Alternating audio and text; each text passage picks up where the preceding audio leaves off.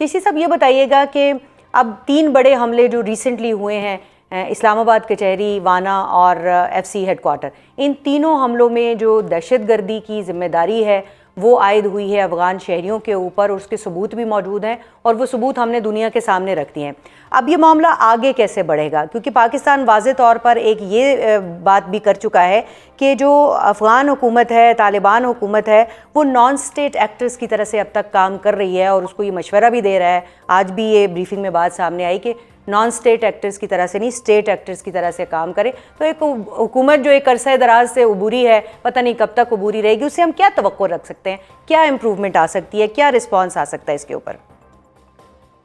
دیکھیے ابھی تو جو پاکستان کے خاص طور پہ جو پالیسی میکر یا ایز اے اسٹریٹجی ہم نے بہت ریفرین سے کام لیا ہے، جو 3 اٹیک آپ کنٹینیوس ذکر کر رہی ہیں، جی، کیونکہ ہماری پلاننگ ہونی نہیں چاہیے کہ ہم اٹیک بائی اٹیک میچ کریں۔ دیکھیے جب آپ بہت زیادہ اوور ایکسپوجر دیتے ہیں تو وہ بھی آپ کا جو ڈیٹرنس وہ کم ہو جاتا ہے۔ آپ کو یہ نہیں ہوتا کہ آپ نے ایک اٹیک کے اوپر ہم نے ریٹیلیٹری اسٹرائک کر دی پھر انہوں نے کر دی، یہ بالکل انڈیا کو سوٹ کرے گا اس طرح، کیونکہ وہ چاہیں گے ہم ملیٹریلی انگیج رہیں، اور ظاہر ہے ہم وہ نارتھ ایسٹ میں، ساؤتھ ایسٹ میں اور ایسٹرن سائڈ پہ سارا انہوں نے ہمیں بلاک کیے رکھا، انگیج کیے رکھا، دیٹ مینز نیگوسیشن سسپینڈڈ ہے انڈیا کی طرف بھی، ادھر ہیڈ وے نہیں ہے، کوئی ایک ڈپلومیٹک ریلیشن کوئی خاص نہ ہونے کے برابر ہے، اور نارتھ ویسٹ کی طرف وہ چاہیں گے کہ ہم افغانستان طالبان ہمیں انگیج رکھیں۔ انڈیا کی کیپیسٹی ہمارے سے کہیں زیادہ ہے ایز کمپیئر ٹو اس ان کو انسینٹیو دینے کی یا ایک بارگیننگ چپ کے طور پر آفر کرنے کی، جو ان کی پوزیشن آف فائنینشیل اسٹرینتھ ہے وہ بہت زیادہ ان کو لیوریج دیتی ہے، وہ بہت زیادہ۔ اور ایک اور چیز جو ایڈ کرتی ہے وہ افغانستان کی جو حکومت ہے، وہ مسٹر منیر صاحب نے بالکل ٹھیک کہا کہ وہ ایز اے اسٹیٹ نہیں ایڈ کر رہے، وہ کرتے ہیں جیسے پاور ہبز ہوتے ہیں یا ایک گروپ ہوتا ہے، پریشر گروپ ہوتا ہے کہ جی، آپ ہمیں کیا دیں گے تو ہم آپ کو کیا دیں گے، وہ ابھی تک اسی موڈ میں ہے۔ اور آپ نے دیکھا ان کے لیے تو میں اکثر لفظ یوز کرتا ہوں کہ ان کے لیے جو انسٹیبلٹی ہے وہی اسٹیبلٹی ہے، کیونکہ اگر وہ اسٹیبل ہو جائے افغانستان کسی طریقے سے اکنامکلی، پولیٹیکلی اور ڈپلومیٹکلی، تو پھر سارے مسئلے ختم، پھر تو لوگ ان کی طرف رجوع نہیں کریں گے، ان سے کانٹیکٹ نہیں کریں گے، ان کو انسینٹیو آفر نہیں کریں گے، ان کو رینٹ فار ٹیرر نہیں یوز کریں گے۔ لیکن تو بلڈ اور بزنس ایک ساتھ چل سکتا ہے؟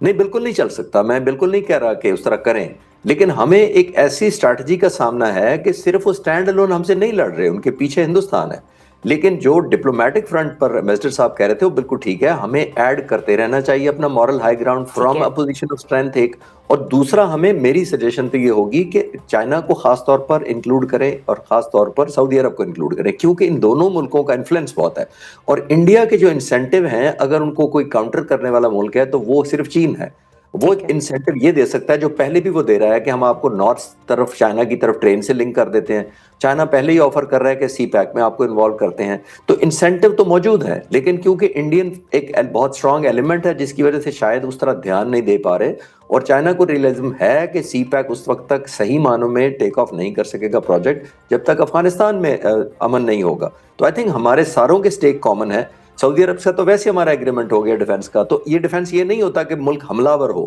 ڈی اسٹیبلائزیشن ایسے اس طرح کی ٹیررزم ہے، اس میں بھی سعودی عرب رول پلے کر سکتا ہے۔ ٹھیک ہے۔ منیر صاحب ابھی جو گفتگو جو ہے وہ آپ کے سامنے آئی ہے، تو چشتی صاحب کہہ رہے ہیں کہ چائنا اور سعودی عرب کو ہم ایڈ کر سکتے ہیں، لیکن اگر افغان طالبان رجیم کی بات کریں تو وہ جو نان اسٹیٹ ایکٹر والا کی طرح سے ایکٹ کرنے والا معاملہ ہے وہ موجود ہے، جب ان کی کریڈیبلٹی نہیں ہے، وہ ان کے اوپر جو ہے وہ اعتماد نہیں کیا جا سکتا، تو پھر کس طرح سے جو ہے وہ معاملات آگے بڑھ سکتے ہیں، نیگوسیشن ہو سکتی ہے، ڈپلومیسی ہوتی ہے، کیونکہ ڈپلومیسی کے لیے تو سامنے کوئی ایک ایسی حکومت کا ہونا ضروری ہے کہ جس کے ساتھ بات کی جائے اور اس بات کی کوئی حیثیت ہو۔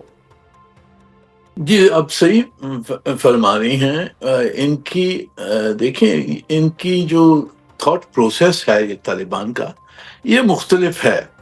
جیسے حکومت دوسری ہوتی ہیں وہ سمجھتی ہیں کہ جی بیلنس آف فورس کیا ہے، بیلنس آف پاور کیا ہے، اور اس کے تحت پھر فیصلے کرتے ہیں، یہ اس طرح سے فیصلے نہیں کر رہے ٹھیک ہے، ہیں، ان کی ایک آئیڈیالوجی ہے، ان کی آپس میں فیکشنز ہیں،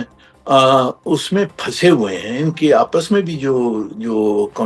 انٹرنل ڈویژنز ہیں اس کی وجہ سے بھی یہ فیصلے نہیں کر پاتے ہیں۔ جیسے اب جو استنبول میں مذاکرات جو ہوئی ہیں وہاں وہ وربلی تو مان لیا کہ جو کچھ انہوں نے کرنا ہے، پر وہ لکھ کے نہیں دے سکتے ہیں کیونکہ ان کی انٹرنل وجوہات کے تحت وہ نہیں دے سکتے ہیں. تو اس وجہ سے اس میں کمپلیکیشنز، ان کی ڈیسیشن میکنگ میں بہت کمپلیکیشنز ہیں. پر ہم نے پوری کوشش کرنی چاہیے پورے خطے میں کنسنسس بنا کے چین کی انفلوئنس، سعودی عرب کی انفلوئنس، روس کی انفلوئنس ہم سب استعمال کر سکتے ہیں ان کے خلاف. ٹھیک ہے. اور ان کو سمجھانے کی ضرورت ہے کہ اس طرح سے یہ چلیں گے تو ان کا جو ملک کا بہت نقصان ہوگا. افغانستان جو ابھی اتنی مشکل میں ہے، ان کے لوگ، غربت پوری پھیلی ہوئی ہے افغانستان میں، تو ان کو سمجھ کہاں نہ کہاں آئے گی کہ یہ جو کچھ کر رہے ہیں پاکستان کے ساتھ یہ بہت غلط راستے پہ چل گئے ہیں. اور جو ہندوستان ان کی بیکنگ کرتا ہے، جس دن انہوں نے فیصلہ کیا وہ ہندوستان بھی اب بھاگ جائے گا. تو ان کو فیصلہ کرنا ہے پاکستان کے ساتھ، تو ان کو رہنا ہے. اور پاکستان کے بغیر افغانستان ترقی نہیں کر سکتا. ٹھیک ہے، لیکن منیر اکرم صاحب، اب ایران کی جانب سے بھی تو ایک ثالثی کی پیشکش آئی ہے، تو کیا لگتا ہے آپ کو کہ سارے معاملے کو سیٹل ڈاؤن کرنے کے لیے یہ والا روٹ جو ہے کام کر سکتا ہے؟ جی ضرور. دیکھیے آخر میں جا کے پولیٹیکل سولوشن ہی آ سکتا ہے.